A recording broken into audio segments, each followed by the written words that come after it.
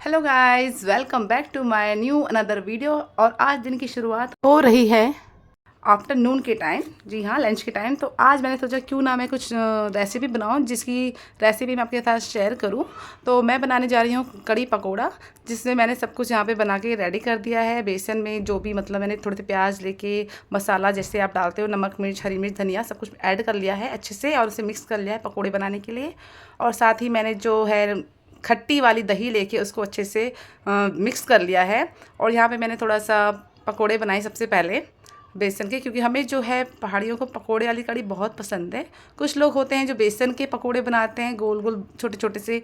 अब मुझे लेकिन यहाँ पे प्याज के पकोड़े पसंद है, क्योंकि हम ऐसे ही पकोड़े वाली कड़ी ज़्यादा पसंद करते हैं। तो मैंने यहाँ पे थोड़े से प्याज के पकोड़े बना के पहले अलग कर लिए, और उसके बाद मैंने साइड में थोड़ा सा एक लंच टाइम था तो थोड़ा सोचा क्यों ना एक कद्दू की सब्ज़ी बना दी जाए, तो मैंने वहाँ पे उसे भी रेडी कर लिया है। और अब मैं सीधा कड़ी बनाते आपको दिखूँगी। यहाँ पे मैंने अपना थोड़ा सा तड़का डाला है हरी मिर्च लहसुन का। कुछ लोग कड़ी पत्ता डालते हैं जिसका फ्लेवर अच्छा आता है, वो मेरे पास यहाँ पे नहीं था तो मैंने नहीं डाला है। आपकी चॉइस से आप इसमें क्या क्या ऐड कर सकते हैं। फिर मैंने सब कुछ अच्छे से मिक्स कर लिया है, बस इंतज़ार है तो उसके उबलने का। और यहाँ पे जो मेरी सब्ज़ी है साथ साथ वो भी बन रही है, और मेरी कड़ी भी बन रही है। दोनों काम मैं बराबर साथ साथ कर रही हूँ। और One eternity later. तो यहाँ पे मैं आपको मिलवाने जा रही हूँ फिर से एक बार मौसी जी से, क्योंकि वो अब यहाँ से थोड़ा दिनों के लिए कहीं जाने वाले हैं। तो मैंने सोचा क्यों ना एक बार उनसे आपको मिलवाया जाए और उनसे जो बातें हैं कुछ शेयर की जाए। तो उससे पहले आप एक बार कर दीजिए यहाँ पे हाय मौसी, हाय मौसा जी, हाय। तो ये है मेरी पूरी फैमिली जिसे आप देख पा रहे हो। और यहाँ पे है मेरे दोनों बच्चे, और यहाँ पे है मेरी ननद की छोटी बेटी बिट्टू, हाय।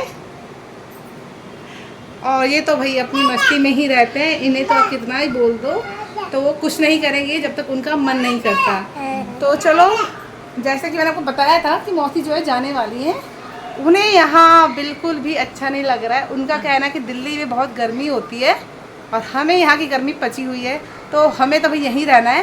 पर इन्हें क्यों नहीं रहना है वो आप इनसे जाने। हमें यहाँ बिल्कुल भी अच्छा नहीं लगता है, यहाँ बहुत गर्मी हो रही है। अपने घर जाना चाह रहे हैं हम। तो साथ में भाई मम्मी भी बैठी है, तो मम्मी को तो यहाँ बहुत अच्छा लगता है। पर ये तो यहाँ बहुत सालों से रह रही है, इसे अच्छा ही लगता है। अच्छा लगता है मौसी, जब मेरी शादी हुई थी तो आप तो पहले से खैर आते हो। हाँ, हम तो बहुत पहले से आते हैं, भले हम 2-4 दिन के लिए तो आते जाते रहते हैं, मगर हमें रोज रहना यहाँ अच्छा नहीं लगता। नहीं, मम्मी तो मुझे बहुत तारीफ करती है ऐसे भी, तो ये नहीं कि ब्लॉग में बोल रहे हैं, रियल में भी मम्मी बहुत तारीफ करती है। यदि मौसी आती तो मौसी के साथ कुछ अलग ही मस्ती करते हैं, बच्चे ही बताते रहते हैं कि जो मौसी लोग आती है खूब मस्ती करते रहते हैं। तो वैसे तो मस्ती खैर आप लोगों ने देखी होगी एक बार हमारे वीडियो में। तो मौसा जी थे जानते हैं कि जब वो यहाँ आते हैं वो पापा के साथ टाइम स्पेंड करते हैं तो उन्हें कैसा लगता है। हमें तो बहुत ही बढ़िया लगता है, तब भी आते हैं क्योंकि उन्हें अपने दोस्त मिल जाते हैं ना एक साथ। क्योंकि साथ में तो जब भी आते हैं तो मजे में रहते हैं। पुरानी दोस्ती याद आ जाती है। लेकिन थोड़ा क्या आज गर्मी हो गई है ज्यादा, इससे आंखों में थोड़ा पानी जैसा आता है, ये पानी इसलिए घर जाने के विचार में भाई ये दिल्ली की गर्मी वो से ऐसे नहीं जाएगी। जैसे दिल्ली की ठंड होती है वैसी दिल्ली की गर्मी भी है। तो हमें तो भाई दिल्ली की गर्मी भी पची है और यहाँ का मौसम भी पचा है, तो हमें तो यहीं रहना है।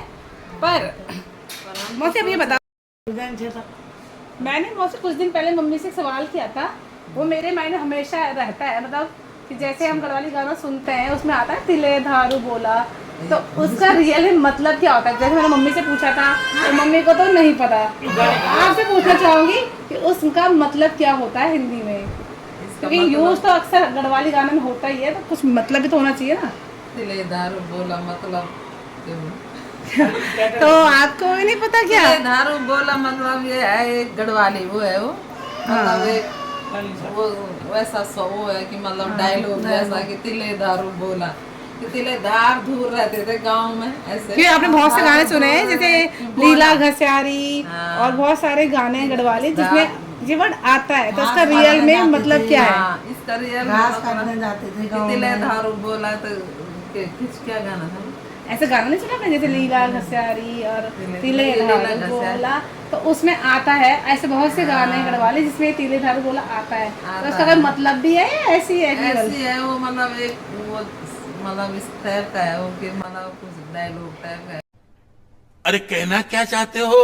तिले धारू बोला लीला घस्यारी, भाई इससे अच्छा तो भाई भोजपुरी गाना सुन लो, कम से कम समझ तो आता है कि लगाई ले जब तू लिपस्टिक ही लेला सारा आरा डिस्ट्रिक्ट, कम से कम समझ तो आ रहा है कि इसका बोलना क्या चाहता है। अभी तिले धारू बोला लीला घस्यारी और उसके बाद भी हमें मतलब ही ना समझ आए तो भाई जय हो उस गढ़वाले की, हिंदी ठीक है। और फिर भी मैं आपसे भी कुछ गढ़वाले में जानना चाहूँगी कि जैसे आप बहुत सारे डिशेस हम बनाते हैं तो उसमें आपकी फेवरेट डिश क्या है गढ़वाली में, जो उत्तराखंडी लोग ज़्यादा खाते हैं? वैसे तो सारे डिश अच्छे हैं उत्तराखंड फिर भी आपका फेवरेट क्या है? फेवरेट जंबूरा, फाड़ा और मंडवे की रोटी ये अच्छे लगते हैं खाने में। वो धनिया का नमक मिर्च लहसुन वो तो भाई मुझे ही पसंद है, क्योंकि मेरी मम्मी भी काफ़ी वो चटनी बनाती थी, जो होता नहीं क्या बोलते हैं उसको, भट्ट, सोयाबीन का भट्ट जो होता है नमक मिर्च के साथ, वो चटनी मुझे भी बहुत अच्छी लगती है। तो एक बार आप भी अपने घरों पे जरूर ट्राई कीजिएगा। उसकी रेसिपी भाई ज़्यादा तो मुझे नहीं पता, पर आप मौसी से सुन सकते हैं, वो यहीं बैठी है, अभी कहीं यहीं नहीं है, तो उनसे पूछें कि वो चटनी कैसे बनती है, क्योंकि मेरी बहुत फेवरेट है वो। चटनी को भूज के वो दाल को भूजते हैं बनाते हैं और पीस के सिलपट्टे में पीसते हैं, नमक मिर्च धनिया आदि मिला के सारे उसमें मतलब मिला मिला खुशबू चलती है उसकी बहुत भयंकर, उसमें अच्छा लगता है खाने। वैसे भी जब हम अपने ट्रेडिशन को फॉलो करते हैं और जो चीज़ें उसमें बनाते हैं तो हमें बहुत ही मज़ा आता है। जैसे हर जगह का अपना एक कहते हैं ना, हर स्टेट की अपनी एक स्पेशलिटी होती है कि जो भी चीज़ें होती है अपने आप में वो यूनिक होती है। उसी तरह हमारे उत्तराखंड में भी काफ़ी ऐसी डिशेस हैं जो बहुत ही यूनिक हैं और जो केवल उत्तराखंड में ही मिलती हैं, जैसे कि मौसी ने बताया झंगोरो, कोदो, और वहाँ बनता है फाड़ा और चैसा, वैसे बहुत सारी ऐसी डिश हैं जो केवल हम ही लोग गढ़वाल में ज़्यादा बनाते हैं। देसी लोग भी बनाते हैं पर उनका तरीका अलग होता है, पर जो अपने उत्तराखंडी भाई बहन हैं वो इस चीज़ को घर में ज़रूर बनाते हैं और उन्हें पता है कि उसका स्वाद कितना अच्छा होता है। मुझे तो बहुत अच्छा लगता है, बस मुझे कुछ नहीं पसंद, वो है केवल दाल, जो मैं ज़्यादा नहीं खाती। बाकी मुझे उत्तराखंडी खाना कितना भी खिला दो मैं उससे बड़े चाव से खाती हूँ और बनाती भी हूँ। तो और मम्मी से जानना चाहूँगी कि आजकल आपकी सिस्टर आई है, आपको कैसा लग रहा है? आप तो फूल ही नहीं समा रही होगी कि वो मेरी बहन आ गई। सही पकड़े हैं। हमको अच्छा लगता है, हम दोनों बहनें खुश रहती घूमते हैं और इधर उधर। हाँ वैसे भी आपको अच्छा लगता है हमें। वैसे भी दोनों आपको घूमने में जॉगिंग भी करने के अच्छा लिए लगता है। पार्टनर चाहिए होता है, जो आपको आजकल मिल गई है कि चल बहना चल सब्जी लेने चलते हैं, सुबह उठ के भी जॉगिंग वॉक करने चलो, सब्जी लेने चलो। और हम खूब घूमते थे, खूब मजा करते थे, खेलते थे, गांव में भी अच्छा रहते थे बचपन में। फिर हमारी बहू भी इतनी अच्छी मिली है हमको कि जो इतनी क्वीट बहू मिली है हमारे लिए कि हमको ये सुबह शायद सुबह झूठी चाय भी हो का सकती है गिलास, तारीफ, मुझे नहीं, यकीन नहीं आ रहा, झूठी भी हो इतना सकती है। अच्छा खाना बनाते हैं कि यहाँ से जाने का मन ही नहीं करता है। हम घूम घूम कर फिर के यहीं आते हैं और आना भी चाहिए, तभी मज़ा भी आता है, क्योंकि और दिन तो क्या होता है ना, पूरा दिन भर हम ही लोग रहते हैं, सब ड्यूटी चले जाते हैं, तो यहाँ पे मैं, मम्मी और मेरे बच्चे बचते हैं। पर जब मतलब इस तरह से सब इकट्ठा हो जाते हैं तो हमें भी मज़ा आता है और मेरे पति को तो और ही मज़ा आता है, क्योंकि उन्हें चाहिए लाइफ में इंजॉयमेंट, जो कि उन्हें सबके साथ रह के ही मिलती है और वो भी खुश रहते हैं तो मैं भी खुश रहती हूँ। तो हमें ऐसी मस्ती करना अच्छा लगता है। अच्छा लगता है। देखो भाई अकेले तो सभी रहते हैं और इस तरह से बोरिंग लाइफ जी के किसी को भी मज़ा नहीं आता है, तो थोड़ा ना फन होना ही चाहिए। खाली अपना बैठे एक कमरे में केवल काम कर रहे हैं या फिर अपने में ही लगे तो वो चीज़ अच्छी भी नहीं लगती है। इंसान को थोड़ा बोरियत भरी लाइफ से दूर निकलना भी चाहिए। तो अभी तो पापा ये लोग चले गए हैं, तो मम्मी से जान लेती, पापा मैंने सुना बहुत दबंग थे अपने टाइम पर, ये बात सच है? क्योंकि मुझे ये बताते हैं, तूने भी पापा को देखा नहीं है, पापा पहले बहुत दबंग थे, तो पापा तो जब बच के रही हो, तो ये सच है? क्योंकि भाई मैंने पापा को तो बहुत सॉफ्ट देखा है, ऐसा तो लगता ही नहीं कि पापा कभी दबंग भी थे। हाँ थे, पहले जवानी में तो हो ही जाते हैं सब दबंग हो जाता है। आप तो हो गए, बुढ़े हो गए, अब क्या है, अब कुछ नहीं। अब मेरे पहले मेरे जो ससुर थे वो अपनी कहते हैं ना एक दबंग थे और उनका खूब रुतबा था, ऐसे मेरे हस्बैंड बताते। तो फिलहाल अच्छा है, जब से मैं आई हूँ बहुत सॉफ्ट हो गए हैं, वरना तो पता नहीं। ये जिस हिसाब से बता रहे भाई पापा से बच के रहो, पापा बहुत दबंग है। पर वैसे दबंग थे, पर इसका मतलब उल्टे वे में नहीं है। दबंग का मतलब थोड़ा स्ट्रॉन्ग मैन थे कि हर कोई थोड़ा उनसे दब के रहता था। वैसे वो सबके लिए एकदम नॉर्मल थे।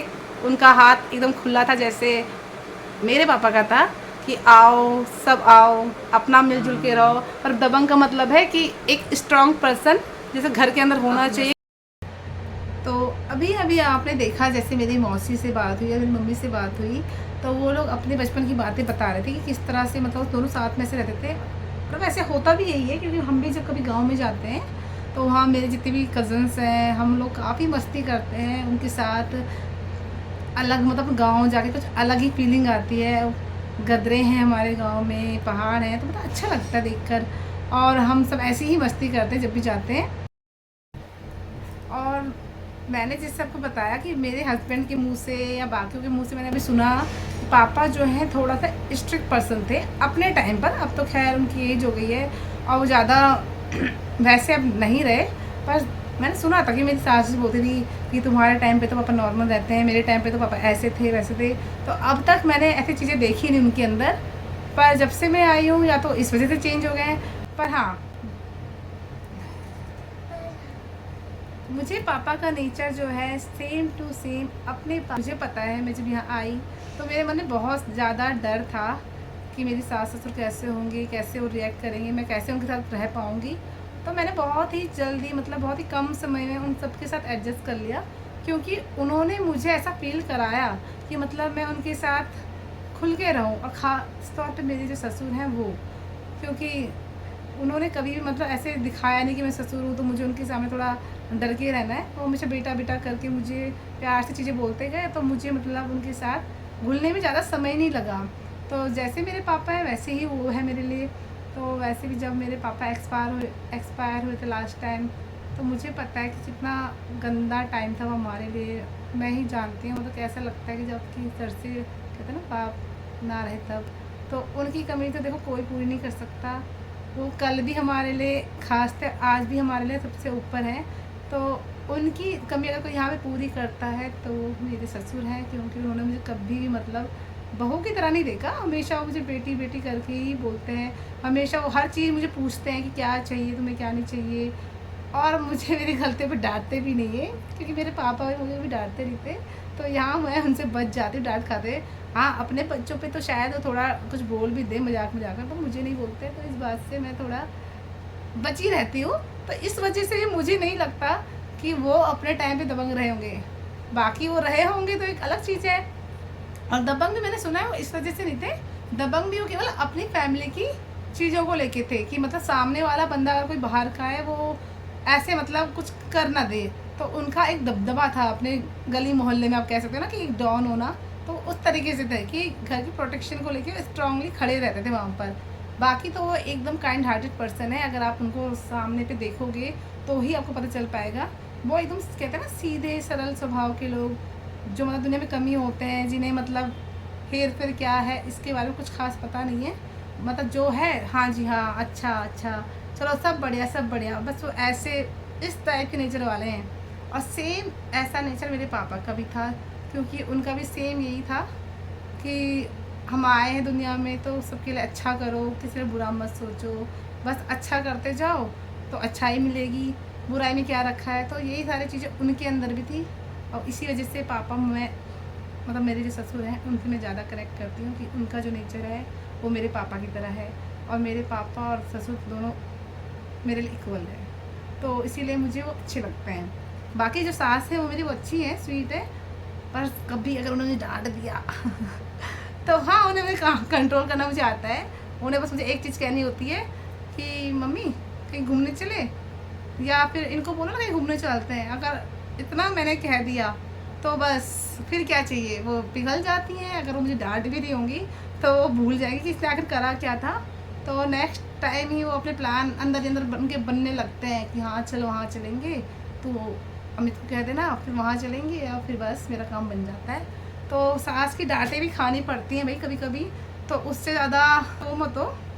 बस सिचुएशन को कंट्रोल कैसे करना है उस चीज़ को आपको थोड़ा देखना पड़ेगा कि सास को कैसे हैंडल करना है, ससुर को कैसे हैंडल करना है। जैसे मैंने कर लिया है। One eternity later. तो फाइनली अब हम जा रहे हैं सोने के लिए, क्योंकि रात बहुत हो चुकी है। सुबह हमें जल्दी उठ के बाकी सुबह की शुरुआत करनी है, आप लिए न्यू ब्लॉग बनाना है। तो जिस किसी को भी हमारे ब्लॉग थोड़े भी अच्छे लगते हैं तो प्लीज़ उन्हें अपना सपोर्ट दीजिए, लाइक कीजिए और ज़्यादा से ज़्यादा लोगों में शेयर कीजिए, ताकि हम ऐसी वीडियोस बनाने के लिए मोटिवेट होते रहें और आपके लिए अच्छा अच्छा कंटेंट लेकर आएँ। तो उसके लिए हमें ढेर सारा सपोर्ट कीजिए। फिर मिलते हैं नेक्स्ट वीडियो में नेक्स्ट नई एनर्जी के साथ। तब तक के लिए शुभ रात्रि, गुड नाइट, बाय।